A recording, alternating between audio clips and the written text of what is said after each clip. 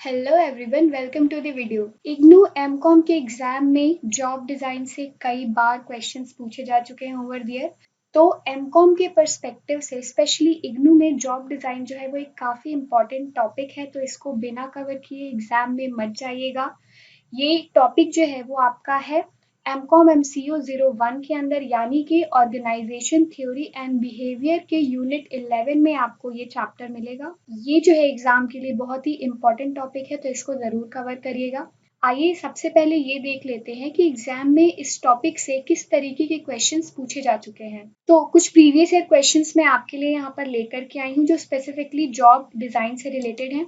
सबसे पहला क्वेश्चन है describe various factors influencing job design. दूसरा है various models of job design. ये दोनों ही क्वेश्चन जो है वो जून 2019 में आए हैं। मैंने कोशिश की है कि मैं रिसेंट ईयर के क्वेश्चन जो है वो आपके लिए ज्यादा लेकर के आऊं। तीसरा क्वेश्चन जो पूछा गया है वो ये पूछा गया है कि do you think that job design is theory essential a strategy of human resource management, justify and discuss the models of job design. ये क्वेश्चन आया है आपका जून 2021 में, और इस क्वेश्चन में बेसिकली जो जॉब डिजाइन है और ह्यूमन रिसोर्स मैनेजमेंट है उसके बीच में एक लिंक बनाने की कोशिश की गई है। इसमें पूछा गया है कि जॉब डिजाइन की जो थ्योरी है वो ह्यूमन रिसोर्स की इसेंशियल थ्योरी है, सो इसको जस्टिफाई करना है और मॉडल्स ऑफ जॉब डिजाइन जितने हैं वो हमको इसमें बताना है। नेक्स्ट क्वेश्चन है right a note on job design. ये क्वेश्चन आया हुआ था 2016 में। तो ये कुछ क्वेश्चंस हैं जो प्रीवियसली जॉब डिजाइन से पूछे जा चुके हैं। तो आइए सबसे पहले ये देख लेते हैं कि हम कौन कौन से टॉपिक्स को डिस्कस करने वाले हैं इस पर्टिकुलर वीडियो में। सबसे पहले हम ये समझेंगे कि जॉब डिजाइन क्या होता है। दूसरी बात हम करेंगे फैक्टर्स ऑफ जॉब डिजाइन की, यानी कि वो कौन कौन से फैक्टर्स हैं which we have to consider while designing the job. Next topic है various models of job design. फिर हम देखेंगे कि जॉब डिजाइन के वेरियस मॉडल्स कौन कौन से हैं। आफ्टर दैट जॉब रीडिजाइन की बात करेंगे। एंड लास्टली हम बात करेंगे ह्यूमन रिसोर्स मैनेजमेंट और जॉब डिजाइन की थ्योरी जो है वो कैसे एक दूसरे से लिंक है, इस बारे में टॉपिक पर बात करते हैं। देखिए हम ऑर्गेनाइजेशन बिहेवियर पढ़ रहे हैं। सो मॉडर्न ऑर्गेनाइजेशन जो होता है बहुत ही कॉम्प्लेक्स होता है। ये पूरा का पूरा जो हमारा बिजनेस है वो ऑर्गेनाइजेशन के थ्रू ही क्या हो रहा होता है, फंक्शन हो रहा होता है। सो गोल्स को अचीव करने के लिए हम स्ट्रक्चर बनाते हैं ऑर्गेनाइजेशन का। रिस्पॉन्सिबिलिटीज जो होती हैं या ड्यूटीज जो है वो एम्प्लॉयज को, उसको हम बांटते हैं इसके अंदर ऑर्गेनाइजेशन स्ट्रक्चर के अंदर, राइट। तो ये जो ऑर्गेनाइजेशन स्ट्रक्चर होता है इसके अंदर हम जॉब डिजाइन को पढ़ते हैं, जिसमें हम ऑर्गेनाइजेशन या बिजनेस के ह्यूमन रिसोर्स को प्रॉपर मैनर में गोल्स की तरफ डायरेक्ट करने का काम करते हैं, जिसमें कि सभी को अपने गोल्स एंड रिस्पॉन्सिबिलिटीज का पता होता है और वो अपने ऑर्गेनाइजेशनल टास्क को समय पर अच्छी तरीके से कंप्लीट कर पाते हैं। सो जॉब डिजाइन जो है that includes instruction, dealing of task and clarification of roles to the employees. ठीक है कि किसको क्या काम करना है, किसकी रिस्पॉन्सिबिलिटी क्या है, किसकी ड्यूटी क्या है, इसका जो एलोकेशन है, जॉब्स का, टास्क का जो एलोकेशन है वो बेसिकली हम जॉब डिजाइन में हम कर रहे होते हैं। सो बेसिकली स्पेसिफाइड टास्क हमको एज एन एम्प्लॉय ये बताते हैं कि हमें क्या करना है, what is to be done and the deadline और exact time allowed for it. इससे क्या होगा कि एम्प्लॉयज को ये पता होगा कि उनको क्या करना है, कब करना है, उनका जॉब क्या है और ऑर्गेनाइजेशन का गोल क्या है। सो आई होप कि जॉब डिजाइन आपको क्लियर होगा। अब देखिए इसका फायदा बहुत होता है ऑर्गेनाइजेशन को, जिसको हम इम्पोर्टेंस के अंदर कवर करेंगे। सबसे पहले तो जॉब डिजाइन ये क्लैरिफाई कर देता है कि किसका काम क्या है, किस एम्प्लॉय का टास्क क्या है। तो इससे क्या होगा, एम्बिगिटी नहीं आती है टास्क में, उसको हम अवॉइड कर सकते हैं। नहीं तो पता चला कि एक ही काम को दो दो एम्प्लॉय कर रहे हैं, तीन तीन एम्प्लॉय परफॉर्म कर रहे हैं ना, तो अपना जॉब समझ करके अगर दो तीन एम्प्लॉय एक ही टास्क को बार बार कर रहे हैं तो उससे क्या होगा, एम्बिगिटी आती है। जॉब डिजाइन जो है वो इसी चीज को अवॉइड करता है। सो मान लीजिए अगर कह दिया गया कि आप फाइनेंस डिपार्टमेंट में हैं और आपको परचेज एंड सेल्स से रिलेटेड सारे रिकॉर्ड्स जो है वो रखने हैं, कितना प्रॉफिट हुआ, कितना लॉस हुआ, ये सब काम जो है उसका रिकॉर्ड आपको रखना है। तो ये काम जो है वो उसी पर्टिकुलर एम्प्लॉय को करना होगा, और आपका काम ये नहीं होगा कि आप एम्प्लॉयज को उनके काम के बेसिस पर जज करोगे, क्योंकि वो काम जो होता है वो किसका होता है, वो HR मैनेजर का काम होता है। दूसरी चीज क्या है, जॉब डिजाइन जो है वो ओवरलैपिंग रिमूव करता है रिस्पॉन्सिबिलिटीज का। ठीक है, वही सेम बात। इससे एक फायदा और क्या होता है कि एम्प्लॉयज के बीच में कंफ्लिक्ट नहीं होता है कि ये मेरा काम है, ये तुम्हारा काम है, ये नहीं, रिस्पॉन्सिबिलिटी नहीं, these type of things, these can be avoided by job design. Then एक बार जॉब डिजाइन बना लिया ऑर्गेनाइजेशन में, फिर सभी एम्प्लॉयज को प्लेस करना बहुत ही आसान हो जाता है, क्योंकि उनके जॉब्स जो है वो डिसाइडेड होते हैं, टाइम वेस्ट नहीं होता हर बार एम्प्लॉयज को काम देने में। फिर आगे बिजनेस का एक कमांड रहता है अपने एम्प्लॉयज पर, बिकॉज एवरीबडी नोज कि किसको क्या काम दिया गया है, सो एक अकाउंटेबिलिटी का सेंस हमेशा रहता है।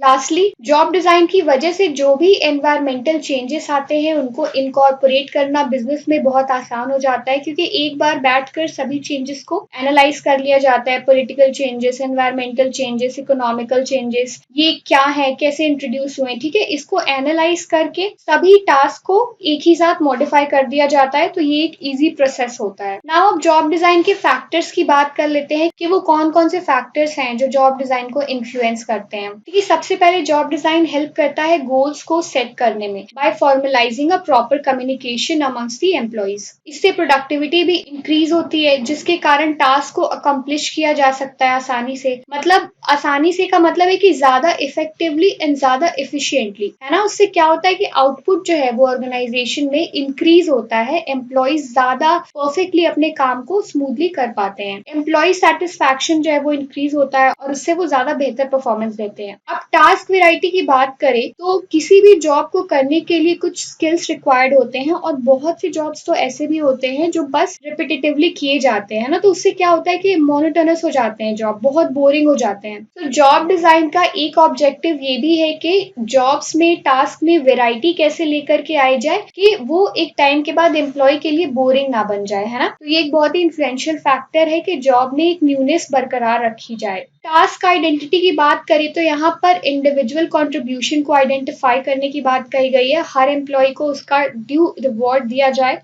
On the basis of their contribution, और ये केवल तभी पॉसिबल है जब ऑर्गेनाइजेशन हर एक टास्क करने वाले एम्प्लॉय के एफर्ट्स को क्या करे, रिकॉग्नाइज करे, आइडेंटिफाई करे। Lastly, task significance. तो यहाँ पे बात की जाती है कि ऑर्गेनाइजेशन प्रॉपर इन्फॉर्मेशन कैसे प्रोवाइड करे अपने एम्प्लॉयज को उनके टास्क से रिलेटेड, साथ के साथ ये भी बताए कि उनका जो कंट्रीब्यूशन है ऑर्गेनाइजेशन में वो कितना वैल्यूएबल है, उसकी कितनी इंपॉर्टेंस है। सो नाउ ये थे फैक्टर्स जो जॉब डिजाइन को बहुत ही प्रोमिनेंटली इन्फ्लुएंस करते हैं। अब देखिए, वेरियस मॉडल्स बनाए गए हैं जॉब डिजाइन के। सो बहुत से फैक्टर्स होते हैं जो जॉब डिजाइन के प्रोसेस को इन्फ्लुएंस करते हैं, और इन फैक्टर्स के ऊपर ही जॉब डिजाइन के कई मॉडल्स को डेवलप किया गया है, जिनमें ये एक्सप्लेन किया गया है कि कौन कौन से फैक्टर्स कैसे जॉब डिजाइन को इन्फ्लुएंस करते हैं। तो इन मॉडल्स के बारे में पढ़ लेते हैं। सबसे पहला मॉडल है टास्क कैरेक्टरिस्टिक थ्योरी। एक स्टडी कंडक्ट की गई टर्नर एंड लॉरेंस के थ्रू, जिसके कुछ आउटकम्स निकले। ये थ्योरी उन्हीं आउटकम्स पर बेस्ड है। सो इस स्टडी में क्या किया गया, डिफरेंट टाइप्स के जॉब्स लिए गए एंड उनका असेसमेंट किया गया एम्प्लॉइज की सेटिस्फैक्शन लेवल पर और उनके एब्सेंटिज्म पर।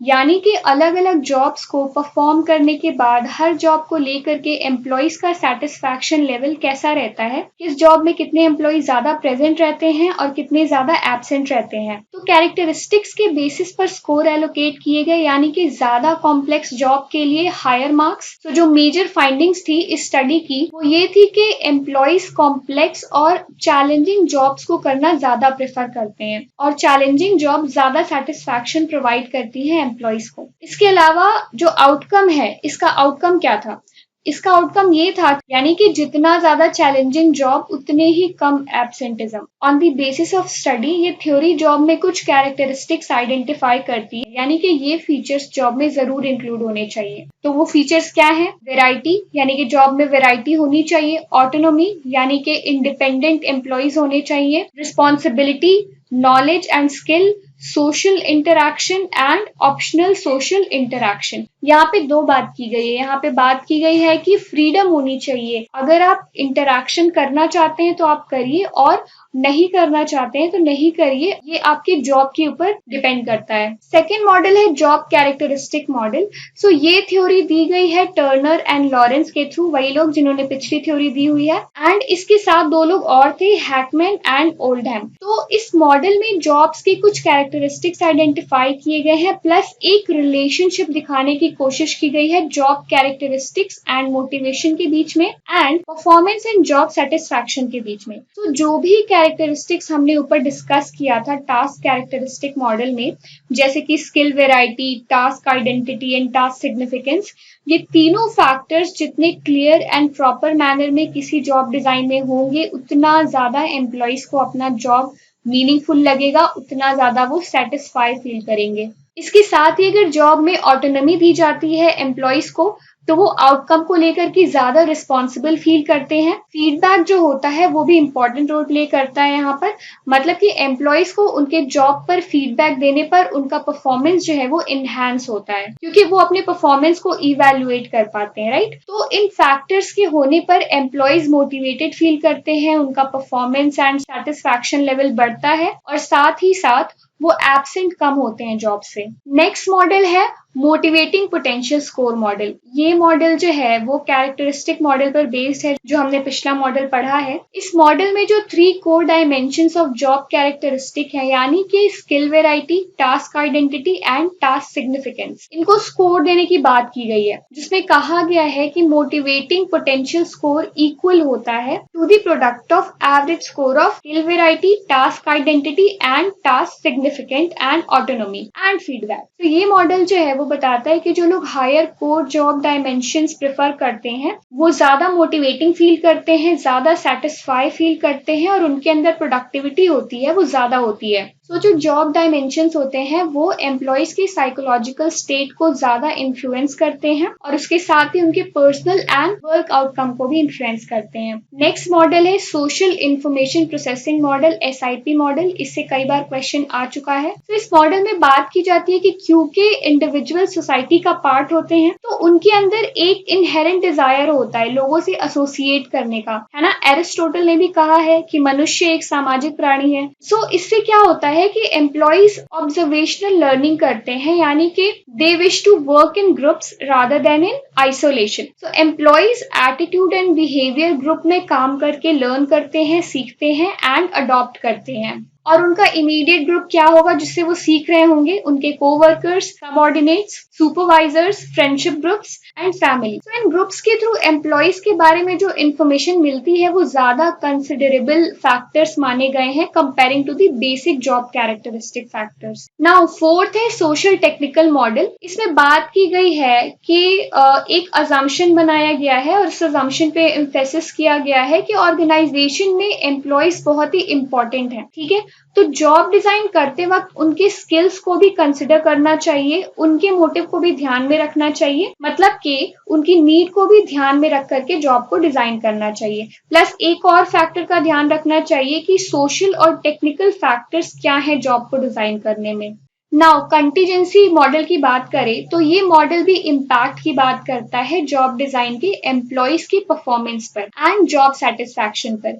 इसमें क्वालिटी ऑफ वर्क लाइफ पर बात की गई है कि टेक्निक एंड नॉलेज जो है वो जॉब डिजाइन के अंदर बहुत ही इंपॉर्टेंट है, बहुत ही सिग्निफिकेंट फैक्टर है और टेक्निक के ऊपर और स्किल्स के ऊपर एम्प्लॉय के बहुत एम्फेसिस देना चाहिए, बहुत ध्यान देना चाहिए। नेक्स्ट मॉडल है, बात करते हैं एम्प्लॉय डेवलपमेंट मॉडल की। सो ये मॉडल एम्प्लॉय के डेवलपमेंट की बात करता है, यानी कि ऑर्गेनाइजेशन का डेवलपमेंट तभी होगा जब एम्प्लॉयज का डेवलपमेंट होगा ऑर्गेनाइजेशन में। एम्प्लॉय के डेवलपमेंट से क्या मतलब है? यानी कि जब एम्प्लॉय का ग्रोथ होगा। आप ऐसे सोच के देखिए कि एक ऑर्गेनाइजेशन है जहां पर एम्प्लॉयज का वेज सिस्टम बहुत अच्छा है, उनको सैलरी बहुत बेटर मिल रही है। तो सैलरी तो कोई ऑर्गेनाइजेशन तभी देगा ना जब उसका ऑर्गेनाइजेशन उस लेवल पे होगा, उतना डेवलप होगा। तो यहाँ पर बेसिकली एम्प्लॉयज के ग्रोथ को ऑर्गेनाइजेशन के ग्रोथ से कनेक्ट करके देखने की बात कही गई है कि एम्प्लॉयज का ग्रोथ होगा तभी ऑर्गेनाइजेशन का भी ग्रोथ होगा। लास्टली आता है हमारा इंटीग्रेटिव जॉब डिजाइन मॉडल। यहाँ पर जॉब डिजाइन को डायनामिक माना जाता है और पर्पस होता है जॉब डिजाइन का, ठीक है, कि वर्क को इंटरेस्टिंग कैसे बनाया जाए जिससे एम्प्लॉयज भी सेटिस्फाई फील करें। तो ये थे जॉब डिजाइन के मॉडल। अब बात कर लेते हैं जॉब रीडिजाइन की। तो अगर आपको किसी प्रीवियसली जॉब डिजाइन को फिर से बनाना हो या फिर उसको रीडिजाइन करना हो तो कौन सी टेक्निक्स हम अपनाएंगे, यहाँ पर वो बात की गई है, ठीक है। सबसे पहला टेक्निक है जॉब एनरिचमेंट। सो ये वर्टिकल एक्सपेंशन होता है जॉब का। इसमें बात ये की जाती है कि जॉब को इस तरीके से रीडिजाइन किया जाए कि वर्कर्स को और ऑटोनॉमी दे और responsibility they in terms of planning, directing and controlling, जिससे कि उनका पर्सनल ग्रोथ जो है वो होता रहे और एक कंस्ट्रक्टिव और मीनिंगफुल एक्सपीरियंस उनको मिलता रहे। नेक्स्ट है जॉब इनलार्जमेंट। यहाँ पर बात की जाती है हॉरिजॉन्टल एक्सपेंशन की जॉब की, जहाँ पे हम कहते हैं कि कई बार एम्प्लॉइज एंड वर्कर्स को लगता है कि उनका जॉब जो है वो बहुत बोरिंग है और बहुत ही ओवर सिंप्लीफाइड है, मतलब कि वो एक ही टाइप का जॉब कई बार लगातार परफॉर्म कर रहे हैं। तो उससे क्या हो रहा है कि जॉब जो है वो बहुत ही मोनोटोनस हो जा रहा है, बहुत ही बोरिंग हो जा रहा है। तो इसमें बात की जाती है जॉब्स में कुछ वेराइटी ऐड करने की, कुछ चैलेंजेस ऐड करने की, जिससे कि वर्कर को जॉब जो है वो बोरिंग ना लगे। फॉर इंस्टेंस, एक वर्कर को फैक्ट्री में प्रोडक्ट को काउंट करने का काम अगर दिया जाता है तो उसको अपना काम बहुत बोरिंग लग सकता है। अब इसको जॉब एनलार्जमेंट इसमें कैसे इंट्रोड्यूस करेंगे, क्या कर सकते हैं हम कि थोड़ा चैलेंज ऐड करने के लिए हम ये बोल सकते हैं वर्कर को कि आप प्रोडक्ट्स को काउंट करिए, साथ ही आपकी रिस्पॉन्सिबिलिटी ये भी है कि आप हर प्रोडक्ट को चेक करेंगे और साथ ही उसकी पैकेजिंग एंड डिलीवरी का भी ध्यान रखेंगे। नेक्स्ट है जॉब रोटेशन। तो अब देखिए, जॉब रोटेशन की बात करें तो इसमें पीरियड वाइज एम्प्लॉयज को दूसरी जॉब में शिफ्ट किया जाता है because of many reasons like performing same job over and over again that makes the job boring for employees. So इसमें भी थोड़ा सा चैलेंज ऐड करने के लिए जॉब रोटेशन को किया जाता है ऑर्गेनाइजेशन में। प्लस इसके कई बेनिफिट्स भी हैं एम्प्लॉय को, जैसे हर एम्प्लॉय जो है वो नया काम सीखता है ऑर्गेनाइजेशन में। तो ऑर्गेनाइजेशन के लिए क्या होता है, बेनिफिट ऐसे होता है कि डिफरेंट टाइप के काम के लिए हमेशा कोई ना कोई एक स्किल्ड एम्प्लॉय अवेलेबल रहता है। मतलब कि कभी ऐसा नहीं होगा कि कोई काम केवल इस वजह से रुक जाएगा कि एक पर्टिकुलर वर्कर या फिर एम्प्लॉय जो स्पेशलाइज है किसी काम को करने में, वो अवेलेबल नहीं है ऑर्गेनाइजेशन के अंदर। अगर वो अवेलेबल नहीं रहता है तो उसके जगह पर कोई और भी वो काम परफॉर्म कर सकता है बिकॉज ऑफ जॉब रोटेशन हमने उनको पहले दी हुई है, तो they know the work. Lastly job री इंजीनियरिंग आता है। जॉब री इंजीनियरिंग भी एक इंपॉर्टेंट टॉपिक है, इससे कई बार क्वेश्चन पूछे जा चुके हैं। तो इसका कॉन्सेप्ट समझिए, यहाँ पे होता क्या है, जॉब रीडिजाइन का ये भी एक टेक्निक है। इसमें हम फीडबैक के हिसाब से जॉब को रीडिजाइन करते हैं। ठीक है, हम कह सकते हैं कि जॉब री इंजीनियरिंग जो है वो जॉब को रीलोकेट करने जैसा है, जिससे हम ऑर्गेनाइजेशन के गोल्स के साथ साथ इंडिविजुअल गोल्स को भी अचीव कर पाए। तो यहाँ पे कई फैक्टर्स ध्यान में रखे जाते हैं, स्पेसिफिकली एम्प्लॉइज के फैक्टर्स को भी ध्यान में रखा जाता है, यानी कि इंडिविजुअल फैक्टर्स को भी ध्यान में रखा जाता है। और ये बात की जाती है कि हमको ऑर्गेनाइजेशन के गोल्स तो अचीव करने ही है, साथ में एम्प्लॉइज के जो पर्सनल गोल्स हैं, उनका जो इंडिविजुअल ग्रोथ है, उस पर भी ध्यान देना है। अब इस आखिरी मुद्दे पर भी बात कर लेते हैं, यानी कि job design is the theory essential strategy of human resource management, जिसमें हम जॉब डिजाइन और ह्यूमन रिसोर्स मैनेजमेंट के बीच में एक लिंक बनाने की कोशिश करते हैं। अब जॉब डिजाइन हमने पढ़ लिया है, तो देखिए होता क्या है कि आपने नोटिस किया होगा कि जॉब डिजाइन में हम एम्प्लॉइज के जॉब के रोल्स को डिसाइड करते हैं, और यही रीजन है कि इसे ह्यूमन रिसोर्स से जोड़ करके देखा जाता है। इसे ह्यूमन रिसोर्स की ही एक पॉलिसी मानी जाती है। इसकी बहुत से मेरिट्स हैं, और यही मेरिट्स जो हैं वो एक तरीके से लिंक भी क्रिएट करते हैं दोनों के बीच में। सबसे पहला है job design simplifies the task and roles. तो जॉब डिजाइन जो है वो टास्क और रोल्स को सिंप्लीफाई कर देता है, और इसकी वजह से सारे जॉब्स अलग अलग सभी को अलॉट हो जाते हैं। दूसरी बात यह है कि जॉब डिजाइन जॉब के कॉमन कैरेक्टरिस्टिक्स से ज्यादा इंफॉर्मेशन देता है, जिससे सारे एम्प्लॉयज अपने काम को आसानी से समझ लेते हैं और उसको इंडिविजुअली परफॉर्म करते हैं।